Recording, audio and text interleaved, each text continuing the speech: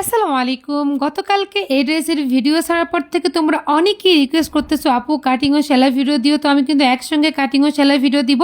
তোমরা কিন্তু স্কিপ না করে পুরো ভিডিওটা দেখবা। তো দেখতেই পাচ্ছ এখানে কিন্তু আমি একটা নিউ বর্ন বেবির ড্রেস কাটিং করে দেখাবো। তার জন্য আমি এখানে হাফ বডির জন্য কাপড় নিয়ে নিয়েছি 5 ইঞ্চি পরিমাণ লম্বা, আর চওড়া যতটুকু বহরে থাকে অতটুকুকে আমি 2 ভাগ 4 পার্ট করে নিব। ফার্স্টে আমি পেছন পার্টে যে হুকের ঘর হবে মানে 1 ইঞ্চি 1 ইঞ্চি করে বাড়তি রাখছি, ওটা হলো একটা উপরে আর একটা উঠে যাবে তাই। তারপরে ডাবল ভাঁজ দিয়ে 4 পার্ট করে নেওয়ার পর আমি 1.5 ইঞ্চি পরিমাণ নিয়েছি পুট গলার মাপ, আর মোট পুটের মাপ নিয়ে নিচ্ছি 4 ইঞ্চি পরিমাণ, এটা নিউ বর্ন বেবির জন্য। আর এখানে আমি আরমোল নিয়ে নিচ্ছি 4 ইঞ্চি পরিমাণ, মানে 0 থেকে 3 মাস 4 মাস বাচ্চা পড়তে পারবে। 4 ইঞ্চি পরিমাণ নেওয়ার পর এখানে আমি বডি দিয়ে দিচ্ছি 5.5 ইঞ্চি, মানে 22 ইঞ্চি বডি হবে। তো এখান থেকে আমি হালকা হাতে শেপ দিয়ে দিব আর বাড়তি করে রাখছি সেলাইয়ের জন্য। আর এটা কিন্তু এই ধরনের কাটিং হবে না, তাও আমি তোমাদেরকে এভাবে কাটিং করে দেখাচ্ছি। তার কারণ হচ্ছে তোমরা মাপটা বুঝতে পারবা। এখন কিন্তু আমি এই নিয়মে কাটিং করব না, এখান থেকে ধরে কিন্তু আরমোল শেপের একটু উপরে এভাবে করে মিলিয়ে দিবা। আরমোলের যে কর্নারটা আছে তার থেকে একটু উপরে আমি নর্মাল ফ্রকের মতো কাটিং করলাম তোমাদের বোঝার সুবিধার্থে। দেখো তারপরে কিন্তু আমি এইভাবে কাটিং করার পর এই যে 1/2 ইঞ্চি পুট ডাউন দিয়ে দিচ্ছি।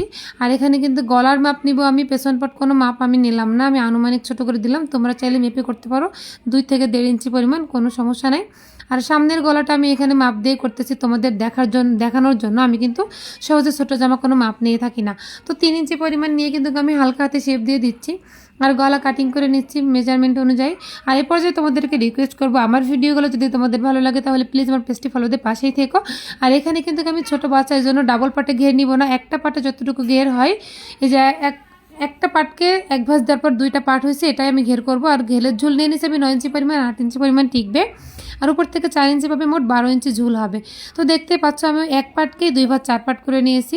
আমি কিন্তু সমস্ত মানে বেবি ফ্রকে 2টা করে পাট নিয়ে আমি এখানে একটা পাটকে 2 ভাঁজ 4 পাট করে নিলাম। আর এখানে এই যে মাছ বরাবর এখানে থাকবে, তো এখানে যেহেতু ভাঁজ করা আছে আমি দেখতেছি কতটুকু পরিমাণ কুচি হবে আর সাইডে কতটুকু পরিমাণ আমার আরমোলের শেপটা পড়বে। দেখতে পাচ্ছ এতটুকু পরিমাণ পড়বে, আমি আনুমানিক ধরে নিলাম। এই যে আমি এখানে কিন্তু কোনো মাপ ছাড়াই চোখের আন্দাজে একটা শেপ দিয়ে দিয়েছি, তোমরা কিন্তু কীভাবে করে দিবা হয়ে যাবে, কোনো সমস্যা নেই, এখানে কোনো মেজারমেন্টের প্রয়োজন হয় না। তো দেখতে পাচ্ছ আমি কিন্তু নিচে রাউন্ড দিয়ে দিয়েছি 2 ইঞ্চি পরিমাণ, আমি কিন্তু আনুমানিক দিয়েছি, তবে আনুমানিক 2 ইঞ্চিই হবে। তোমরা এভাবে দিয়ে দিতে পারো, যে ফাইনাল লুক কিন্তু এরকমই আসবে। তো এটা সেলাই ভিডিও দেখতে চাইলে অবশ্যই কিন্তু স্কিপ না করে পুরো ভিডিওটা দেখো। আর এখন আমি হাতা কাটিং করব। হাতা কাটিং করার জন্য আমি 8 ইঞ্চি পরিমাণ একটা কাপড় নিয়ে নিচ্ছি ডাবল পাটে। আর এখন হাতার মুখে একটু কুচি হবে, তাই জন্য মুখটা আমি লুজ রেখেছি। আর তোমরা তো হাতা সবাই কাটিং করতে পারবে, এই জন্য আমি একটু স্পিড দিয়ে দিয়েছি। তো হাতা কিন্তু ছোটো বাচ্চা যারা একেবারে 1 মাস 0, তারা কিন্তু 8 ইঞ্চি 7 ইঞ্চি এরকমই লাগে। আর এখন আমি ফলস কেটে নিয়েছিলাম হাফ বডির মাপে সেম করে একটার উপরে একটা রেখে। তো ফলসের পুট কিন্তু আমি ফলসের কাপড়ের সঙ্গে জয়েন্ট দিয়ে নিয়েছি। তারপরে আমি বডির কাপড় সামনের পাট আর পেছন পাট একসঙ্গে করে কিন্তু পুট জয়েন্ট দিয়ে নিয়েছি। আর এখন 2টা পাট একসঙ্গে করে একেবারে পেছন পাটের নিচ থেকে ধরে পুরাটা ঘুরে আবার পেছন পাটের নিচে গিয়ে শেষ করব। মানে মোট কথা পুরা রাউন্ড জুড়ে সেলাই করতে হবে। একেবারে পেছন পাটের যেই অংশে আমি হুক ব্যবহার করব সেই জায়গা থেকে শুরু করে পুরা গলা, সামনের গলা, পেছন গলা ঘুরে একবার আবার সামনের পেছনে গিয়ে নিচে গিয়ে কাটিং করে তারপর শেষ করতে হবে। তো দেখতে পাচ্ছ আমার ঘুরিয়ে ঘুরিয়ে কিন্তু সেলাই করা শেষ। এখন আমি 1/2 ইঞ্চি বরাবর কিন্তু বাঁকা করে কাট দিয়ে দিয়েছি। আর এই কাটটা কিন্তু অবশ্যই দিতে হবে, তা না হলে কিন্তু সেলাইটা কুচকে থাকবে, মানে গলাটা ফিনিশিং আসবে না, ওখানে কুচকানো ভাব হবে, টান পড়বে। তো দেখতে পাচ্ছ কত সুন্দর হয়েছে। আর এখন আমি কুচি দিয়ে দিব। তো আমি এইভাবেই কিন্তু কুচি করে নিলাম, তোমরা কিন্তু চাইলে এইভাবে কুচি করতে পারো। এইভাবে কুচি করা কিন্তু খুবই সহজ, শুধু মেশিনের সেলাইটা সর্বোচ্চ বড় করে দিবা। তো আমার কিন্তু একেবারে কুচি দিয়ে মাপের মাপ হয়ে গেছে। আমি এখন কুচিটা কিন্তু অ্যাটাচ করে নিয়েছি বডির পার্টের সঙ্গে। আর তোমাদেরকে আমি আবারও রিকোয়েস্ট করবো, তোমরা যারা এখন আমার পেজটি ফলো করেনি প্লিজ আমার পেজটি ফলো করে দিও, ভালোবেসে পাশে থেকো। আমিও তোমাদের সমস্ত রিকোয়েস্ট রাখার চেষ্টা করব। মানে সময় সাপেক্ষ তো আসলে সবসময় সবার রিকোয়েস্ট হয়তো বা রাখতে পারি না, তোমরা অনেকে মন খারাপ করো, তবে আমাকে একটু বারবার নক করবা, দেখবা আমি সময় করে ঠিকই তোমাদের রিকোয়েস্ট রাখার চেষ্টা করবো ইনশাল্লাহ। তো দেখতে পাচ্ছ আমি কিন্তু কুচির উপরে চাপ সেলাই দিই। আর তোমরাও কিন্তু এটা সবসময় দেওয়ার চেষ্টা করবা, কারণ চাপ সেলাই দিলে কিন্তু একটা ড্রেসের ফিনিশিংটা অনেক বেশি সুন্দর আসে। তো দেখতে পাচ্ছ আমি কিন্তু এখানে এখন হাতার মুহুরি মুড়ে নিচ্ছি, আর হাতাতে কিন্তু আমি এলাস্টিক ব্যবহার করব। আর এটা আমি হাতা দিলাম এই কারণে, কারণ এটা আমার তোমাদের দেখানোর জন্য শুধু ছিল।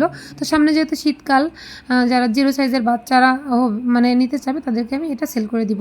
তো দেখতে পাচ্ছ আমি কিন্তু এলাস্টিকটা আনুমানিক 5 ইঞ্চি মতো নিয়েছিলাম। হ্যাঁ, তো এখানে আমি টান দিয়ে ধরে কুচিটা করে নিয়েছি। আর এখানে আমি মাপতে দেখে নিচ্ছি যে ঠিক আছে কিনা মোহরার সাথে। দেখলাম মোহরার সাথে একদম অ্যাডজাস্ট হয়ে গিয়েছে। আর আমি কিন্তু হাতের উপরে হালকা একটু কুচি করে নিয়েছিলাম সুতার টান দিয়ে, এটা স্কিপ হয়ে গিয়েছে। তোমরা চাইলে এটা অ্যাভয়েডও করতে পারো, কোনো সমস্যা নেই। বা তোমরা চাইলে এখানে হাতা ছাড়াও ব্যবহার করাতে পারো, বা ছোট যে হাতাগুলো হয় কুচিওয়ালা সেগুলোও ব্যবহার করতে পারো।